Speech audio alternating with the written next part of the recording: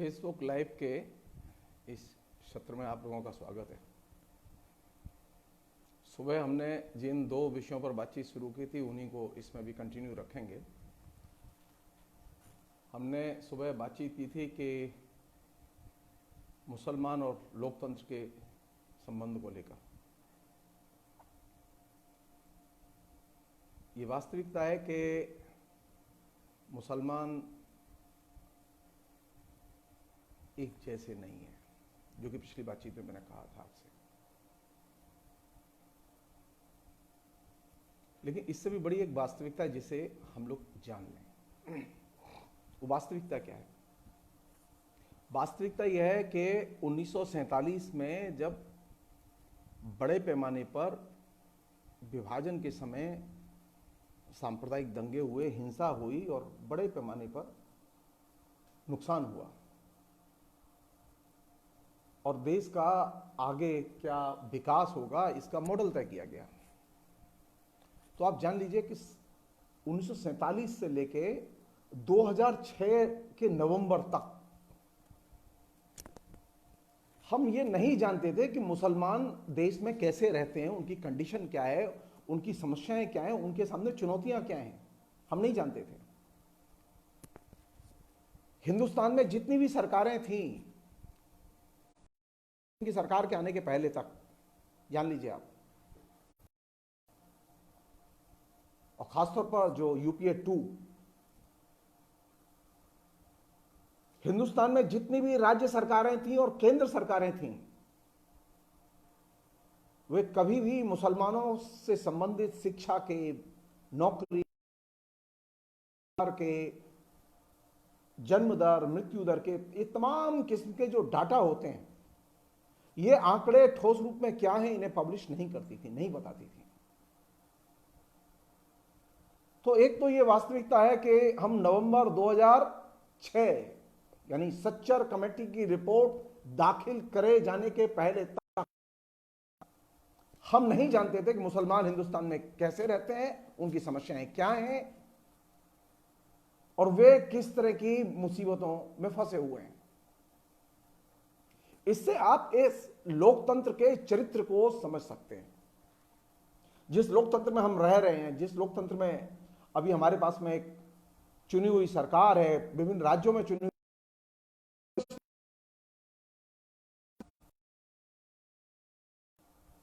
मैंने पिछले एक व्याख्यान में जिक्र किया था, और 75 में बीना मजूमदार के नेतृत्व में शक्ति रिपोर्ट तक थे कि हिंदुस्तान में क्या है।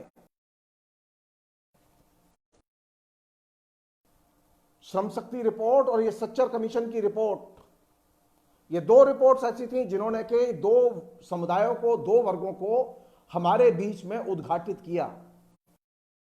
और 75 के पहले हमें नहीं मालूम था कि और पंचवर्षीय योजनाओं ने क्या असर डाले हैं, औरतें हिंदुस्तान के लोकतंत्र में किस हद तक, कहां तक शिरकत कर रही हैं, हमें नहीं मालूम था।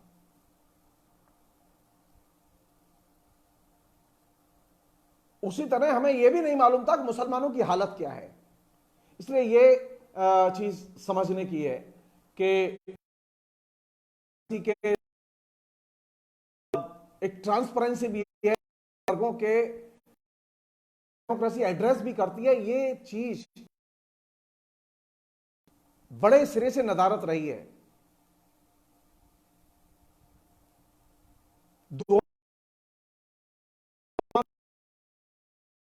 कभी गायब नहीं हुआ, ध्यान रखिए, आंकड़े जरूर आए हैं। जो मसले 2006 के पहले तक खड़े हुए थे समाज में, वे मसले अभी भी खड़े हुए हैं, वो गायब नहीं हुए हैं। मोदी तो कल सरकार में आए हैं।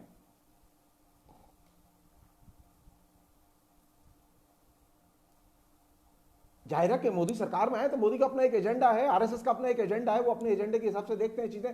लेकिन मुसलमानों की जो एक बदतर हालत थी,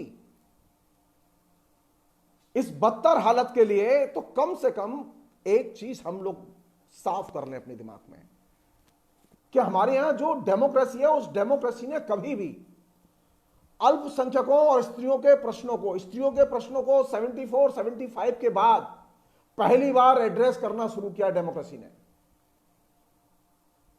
और डेमोक्रेसी ने सबसे पहले मुसलमानों के साथ में, उनके मसलों के साथ में एड्रेस करना शुरू किया तब जब सच्चर कमीशन की रिपोर्ट दाखिल कर दी गई और मनमोहन सिंह की सरकार ने एक ब्लूप्रिंट तैयार किया कि हम कैसे इसे लागू करें। उन्होंने एक 15 सूत्री या 11 सूत्री एक कार्यक्रम भी बनाया था जो चल रहा है। तो डेमोक्रेसी बदलती हो तो है,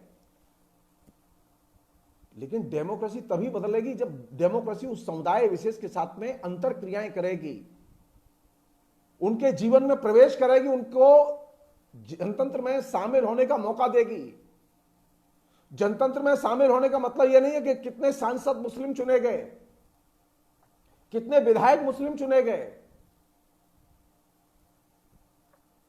लोकतंत्र में मुसलमानों की स्थिति को जांचने का, पहचानने का सबसे अच्छा तरीका यह है कि आप ये देखें कि सामान्य जीवन में मुसलमान को लोग किस नजर से देखते हैं, उसकी पहचान का आधार क्या है।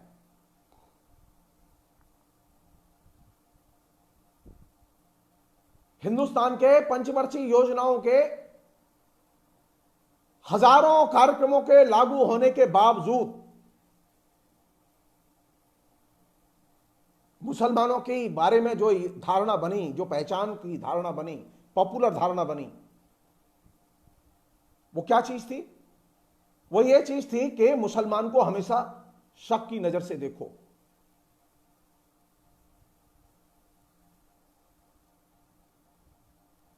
मुसलमान के बारे में जब भी बात हो तो उसको पहले ये देखो कि वो देशद्रोही है कि नहीं है।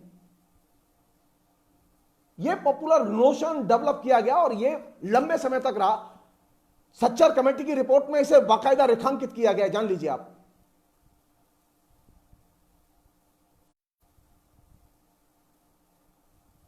इस पहचान के पॉपुलर रहने के पीछे कौन लोग थे?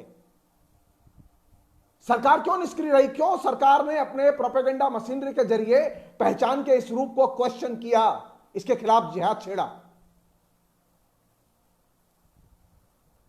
धर्मनिरपेक्ष सरकारें थी पहले,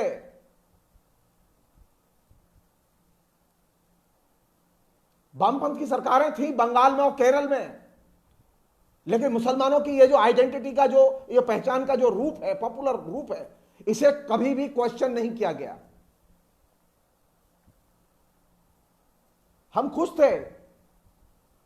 थे इतने में ही कि हमारे साथ में इतने मुसलमानों, उन्होंने हमें इतने वोट दिए, हम खुश थे। लेकिन हमने कभी भी मुसलमान की पहचान को कैसे शक की नजर से देखा जाता है, इसे कभी क्वेश्चन नहीं किया, इसके खिलाफ में कभी लोगों को शिक्षित नहीं किया। न सरकार ने शिक्षित, न मीडिया ने शिक्षित किया। मीडिया लगातार इसे कल्टीवेट करता रहा है।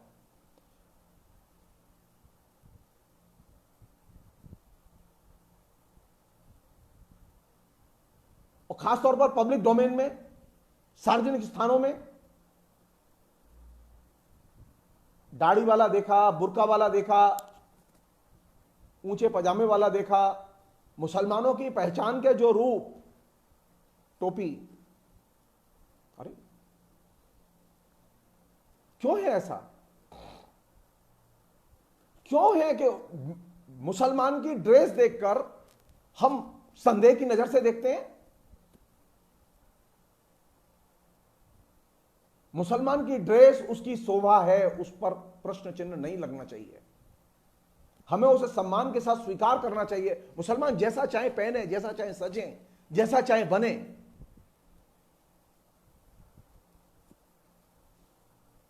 हमने कभी किसी हिंदू की चुटिया देख के तो उस पर संदेह नहीं किया कि देशभक्त है कि नहीं है।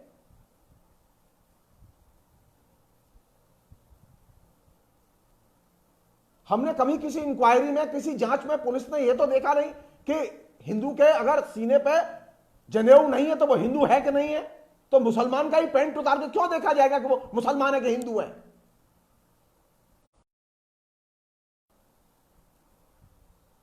बड़े स्केल पर, कहने का मेरा मतलब यह है कि बड़े स्केल पर मुसलमानों के साथ आजादी के बाद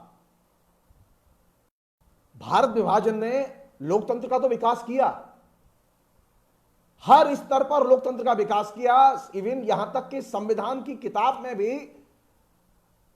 अल्पसंख्यकों के, मुसलमानों के हितों के संरक्षण के लिए कानून बनाए गए,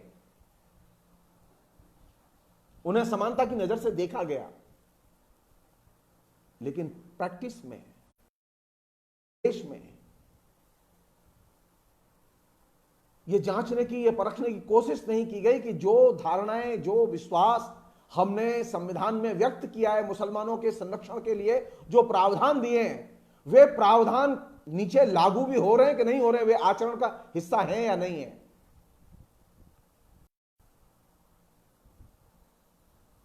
सरकार कैसे चलती है?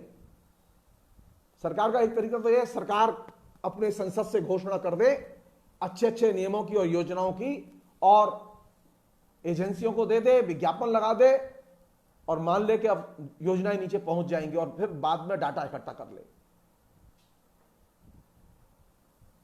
और ये जो पहचान के रूप, इनके प्रति संदेह की भावना, ये भावना घटी नहीं है, बढ़ी है। इसलिए हिंदू मुसलमान के बीच में जो भेद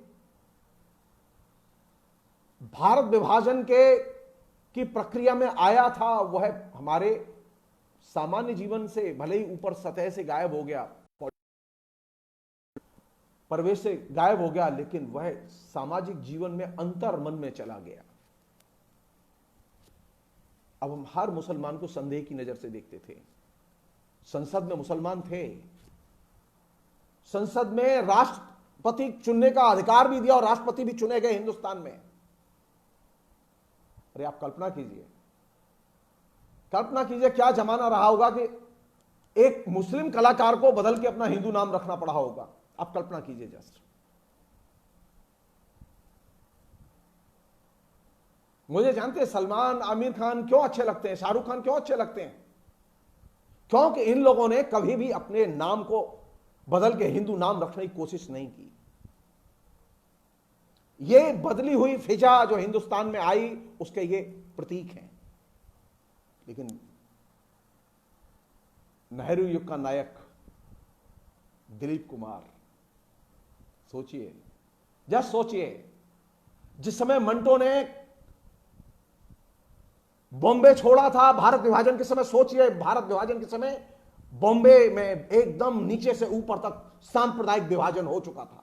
मंटो को छोड़ के जाना पड़ा था, मंटो बॉम्बे छोड़ना नहीं चाहते थे।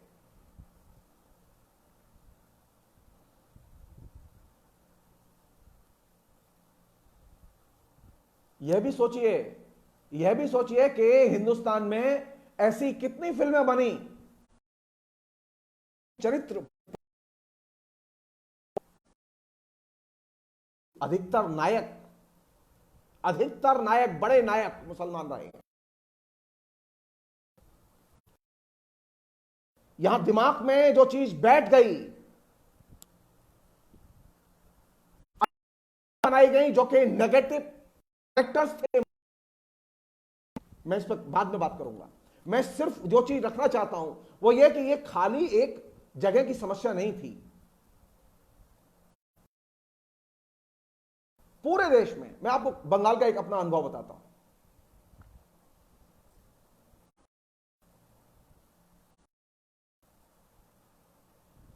मैं बंगाल में जिस घर में रहता था वो मेरे ससुराल था।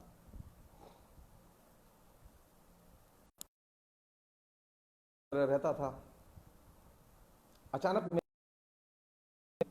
और जो मुस्लिम थी,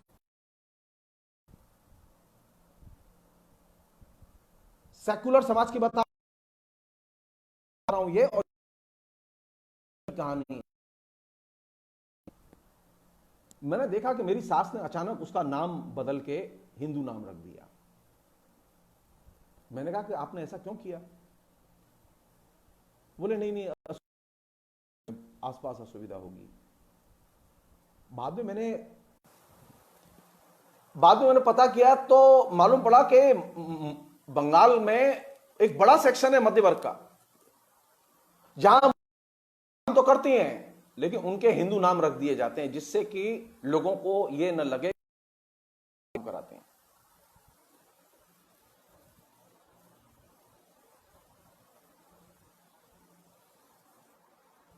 यानी आप मुस्लिम लड़की आपके यहां रहेगी, काम करेगी, आप खाएंगे उसके हाथ से, उसे सब काम कराएंगे, लेकिन आप चाहेंगे कि वो अपना नाम बदल ले। पहली समस्या मुसलमान के सामने, पहली समस्या मुसलमान के सामने जो है, जो चुनौती की तरह है, वो ये कि वह अपनी पहचान और उसकी स्वीकृति के लिए लड़ रहा है।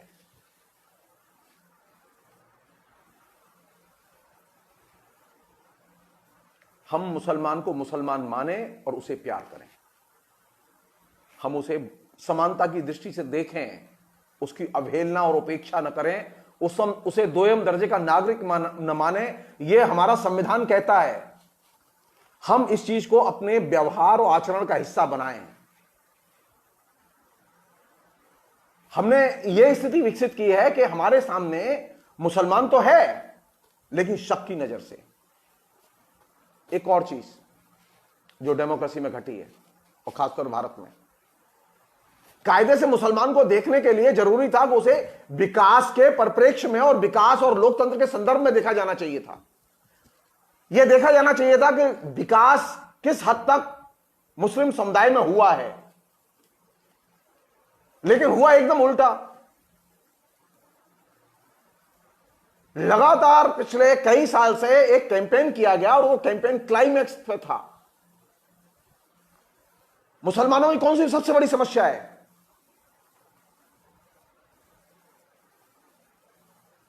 तीन तलाक की समस्या। बार बार यह बात मीडिया के जरिए जहन में उतारी गई कि मुसलमानों के यहां लिंग भेद की समस्या सबसे बड़ी समस्या है, औरतों के साथ जो भेदभाव होता है यह सबसे बड़ी समस्या है। लेकिन यह सबसे बड़ी समस्या नहीं है। हमें उसकी जड़ों में जाना चाहिए कि मुसलमानों के बीच में यह भेदभाव क्यों है। हमने शिक्षा के इशू, रोजगार के इशू, संस्कृति के इशू, इन तमाम मुद्दों को कभी एड्रेस ही नहीं किया, और यह मान के चले कि लैंगिक मतभेद का प्रश्न बुनियादी प्रश्न है, जबकि लैंगिक मतभेद का प्रश्न बुनियादी प्रश्न नहीं है, वो बहुत छोटा प्रश्न है। ये मुसलमानों में जितना लिंग भेद है और स्त्री पुरुष के संबंधों में, पति पत्नी के संबंधों में जितना भेद है, उससे कई गुना ज्यादा भेद समाज के दूसरे तबकों में भी है।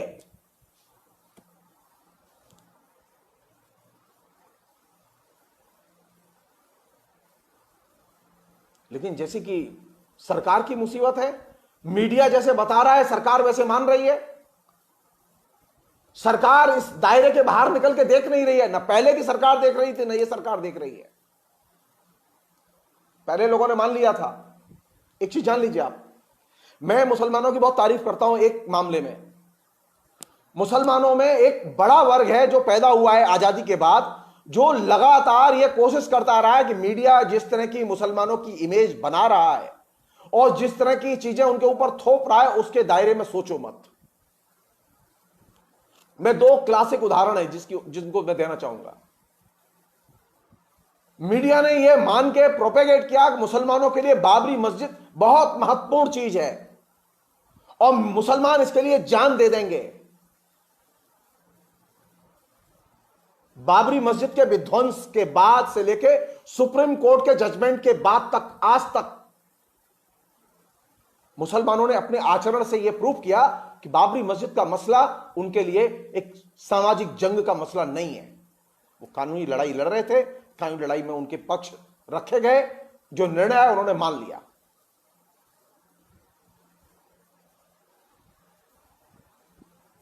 उसी तरह मुसलमानों ने इस बात को लेकर कोई बड़ी हीट जनरेट नहीं की कि 3 तलाक पर क्या होता है, सरकार जो चाहे कानून बना दे, वो देख लेंगे। मुसलमानों के सामने बुनियादी सवाल वे नहीं है जो मीडिया थोप रहा है। लिंग भेद के सवाल बुनियादी सवाल नहीं है, बल्कि मुसलमानों के सामने सवाल है उनकी शिक्षा का और उनके आर्थिक विकास का। ये बुनियादी सवाल है।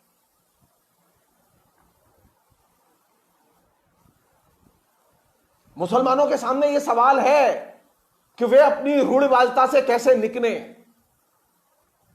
वे अपने समाज को कैसे मॉडर्न बनाएं। वे लगातार इस चीज को एड्रेस कर रहे हैं और वे लगातार इसके विकल्प खोज रहे हैं।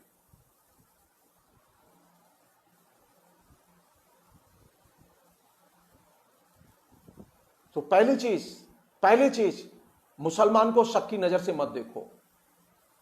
मुसलमान को शक की नजर से मत देखो, उस पर विश्वास करो। मुसलमान भी देशभक्त और देश प्रेमी होते हैं, वो देशद्रोही नहीं होते। इस हिंदुस्तान में जो लोग रहते हैं वो सब देशभक्त हैं। वो हिंदू हो, मुसलमान हो, क्रिश्चियन हो, जो भी हो, वो सब देशभक्त हैं। हिंदुस्तान में कोई देशद्रोही नहीं रहता, और जो देशद्रोही हो वो उसका कोई समुदाय नहीं होता। देशद्रोही अपराधी होते हैं, वो चंद लोग होते हैं, वो समुदाय नहीं होते। तो ये जो आपने एक काली बिंदी, कलंक का टीका जो मुसलमान के माथे पर लगाया था कि मुसलमान को शक की नजर से देखो, उसे देशद्रोही मानो, इस कलंक के टीकों को मिटाने की जरूरत है। और मैं खुश हूं इस बात से कि शाहीन बाग आंदोलन ने इस कलंक के टीकों को धो डाला। नरेंद्र मोदी सरकार कोई भी बहाना करे, लेकिन एक बात तो माननी पड़ेगी कि 100 दिन के आंदोलन ने जमीन निकाल दी थी सरकार की। सरकार, नरेंद्र मोदी, अमित शाह अपने पक्ष में, अपने नागरिकता कानून के पक्ष में जनता जुगाड़ नहीं कर पाए थे, जमीन निकाल दी थी। आप एक चीज जान लीजिए, मुसलमानों ने जब भी असर्ट किया है,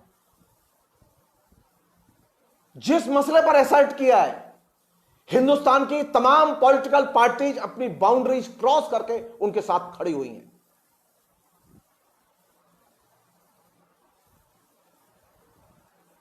इसलिए इसको, मुसलमानों की ताकत को, वे हिंदुस्तान में तकरीबन 13% से ज्यादा है पॉपुलेशन में। आप उन्हें कम मत समझिए। यह आपकी गलतफहमी है कि हिंदुस्तान मुसलमान बहुत कमजोर हैं। नहीं, वो कमजोर नहीं है। यह बात जरूर है कि वो अशिक्षित हैं वहां बहुत बड़े पैमाने पर। यह बात दूसरी है कि सरकार उनके बीच में, उनको लेकर जो सुरक्षा का भाव पैदा करना चाहिए वो नहीं कर पाई है, उसे करना चाहिए। लेकिन हिंदुस्तान में संविधान मुसलमानों के संरक्षण के लिए एकदम मजबूत दीवार की तरह खड़ा हुआ है।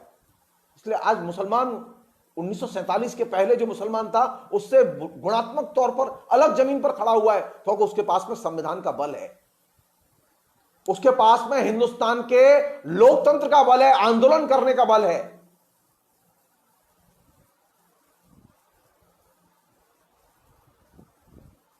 दो चीजें कहना चाहता हूं मैं।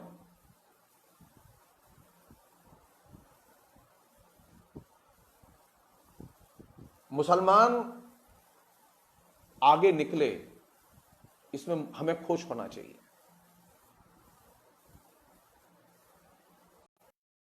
मुस्लिम औरतें आगे निकले, इसमें हमें और भी ज्यादा खुश होना चाहिए। शाहीन बाग के आंदोलन की यह सबसे बड़ी उपलब्धि थी, और यह सिर्फ लोकतंत्र में संभव थी। कोई भी बहाना कर ले सरकार, लेकिन अंततः नागरिकता कानून को स्थगित तो करना पड़ा, एनपीआर को स्थगित करना पड़ा, कोरोना के बहाने ही सही। अगर यह आंदोलन नहीं रहा होता और कोरोना आया होता तो स्थगित करती है सरकार, मानती। संसद में खड़े होकर गृह मंत्री को भी कहना पड़ा, बदलना पड़ा अपने स्टैंड को। मैं सिर्फ एक चीज कहना चाहता हूं कि मुसलमान जब आवाज उठाते हैं और आंदोलन करते हैं तो वो आवाज अनसुनी नहीं होती, उसका असर दूर दूर तक होता है। आप ये जान लीजिए। भारत विभाजन के समय हिंदुस्तान के बहुसंख्यक मुसलमानों ने पाकिस्तान जाने से इनकार किया और हिंदुस्तान में रहने का निर्णय लिया, और हिंदुस्तान में वे कांग्रेस के साथ रहे। और उन्होंने ये कहा कि हम लोकतंत्र चाहते हैं। उन्होंने धर्मतंत्र की मांग नहीं की थी, उन्होंने धार्मिक राष्ट्र की मांग नहीं की थी।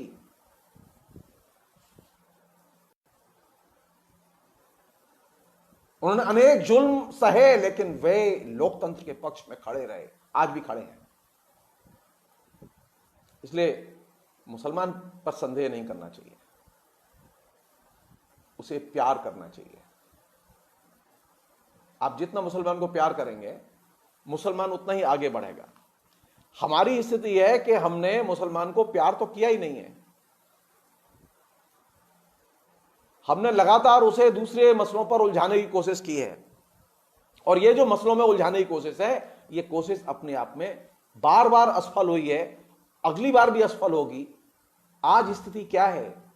आज स्थिति है कि हिंदुस्तान के बिजनेस से लेके, दुकानदारी से लेके, कॉर्पोरेट जगत से लेके, मध्य वर्ग से लेके एक बड़ा वर्ग मुसलमानों का पैदा हुआ है। और यह हिंदुस्तान की ताकत है, ये कमजोरी नहीं है।